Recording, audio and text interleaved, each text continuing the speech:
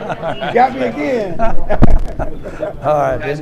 Any question? Listen, I'm just so pleased that the offense was able to come in there like that against a good defensive football team and establish itself, of course, particularly rewarding to see Dak have the kind of game that he had, and just really gave us a lot of option in our offense, but knew that before the game they were going to quick snap them and get out there and just really create a real aggressive game plan, and Dak was just outstanding. And boy, when I think about it, we've got a week off here, and then we've ended up here at 6-2, and got our Dak hitting on all cylinders.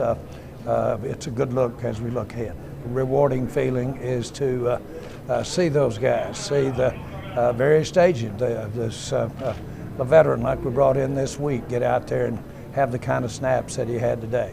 But yes, it's a collage of a lot of stories out there, a lot of professional stories that make up this team, both from the standpoint of young players.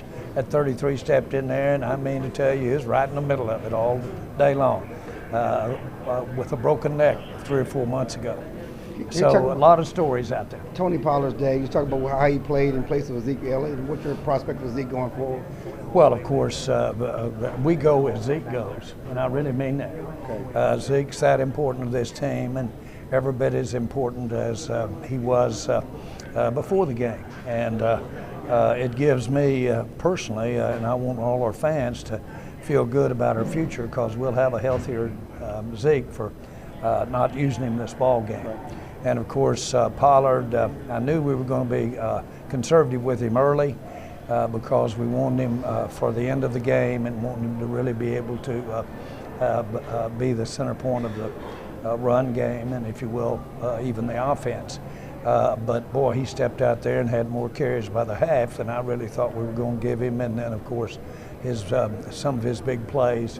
We just had so many. I didn't count them, but we had so many of those 20-yard and up plays today. And we didn't exactly have Lady Luck with us today. We had a couple of calls and a couple of reversals there that really could have diminished a big effort and could have discouraged a big effort, but this bunch didn't do it. And that's, I think, the way they came back from adversity, starting with the first drive. I think that is a big picture of what this game was about. Jerry, you said Friday that you've never seen Tony get tired, but what did you learn about what he can do in the amount of carries he had today?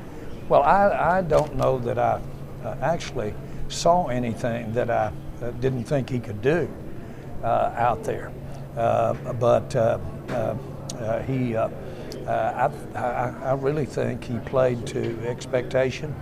The idea was, what if he had more carries, or how would he endure and for a full ball game with over 20 carries? And I've never seen him tired, but he burns up a lot of energy. Both Zeke and him use a lot of energy when they run, inordinate energy.